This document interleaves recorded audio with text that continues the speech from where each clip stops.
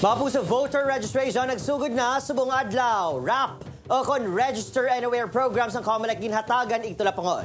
Nakatutok Kim Salinas. Talalupang doon nga madamo sa mga residente sa Iloilo City ang temprano pa nagpadulong sa COMELEC office. Kadungan sa pagsugod sa 7 ka bulan nga voter registration sa pungsod. Ginagwanta sang 80 anyos nga si Tatay Sikyat ang kasakit sang iya tuhod agud lang makaparehistro. Luyag sini i-reactivate ang iya registration. Ginawa ko gani pilit ani sakit el bisan may arthritis ko kinanan mo. Si Ermi naman nga taga Capiz, luyag isaylo ang iya registration diri sa syudad sang Iloilo. Importante na sa amon pamilya nga diri ko makasaylo sa transfer diri na ko gaobra sa Iloilo. Bago nga registrant subong si Zaira kag nagahingyo sa kaangay nga pamatanon nga magparehistro bangod tuman ini ka importante. May sign of relief na kay botante, makapwede na ka maka-vote sa next nga election. So okay, nakagdasigma lang ang registration. Subong nga voter registration, luyag hatagan igtalupangod sang COMELEC ang Register Anywhere program. Tuyo mag-rehistro outside sa lugar, no, outside sang ilang residence, no.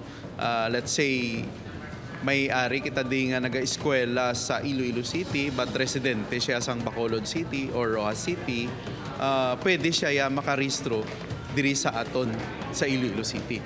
Apang ang programa ang mahimo ipatuman sa dalagko lang nga syudad kag banwa sa rehiyon.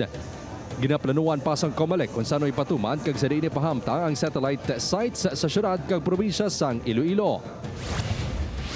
Sa Bacolod City naman nagdagsa man ang pila ka mga botante nga luyag magparehistro. Wala nakapugong ang maulanon nga tiyempo sa PWD nga si Lolo Romeo anay kapitan sang barko. I feel okay, they are helpful. O kailangan ng mga PWD or senior citizens which they could not write their own name or magkadtulak para mabuligan sila. Daw kaangay nagdate sa registration ang maghagugma nga Sunday Furley kag Chester. #couple goals kuno sang duwa nga dungan magparehistro kagupod man nga magaboto. Amon gini nga goal nga mag-updanay kami duwa nga mag-register. Grabe gid kakapoy gid sam kita pila but ipupod magid ang imo nga. Siyempre palangga to go through with this. Baya ko na para updanay kami kana magboto ko na. Target sa Bacolod City COMELEC nga makarehistro sang 20,000 ka mga botante sa syudad. Vulnerable sectors. So PWD, senior citizens, damo gid sila so wala gid nagkakahubsa ng pila for them.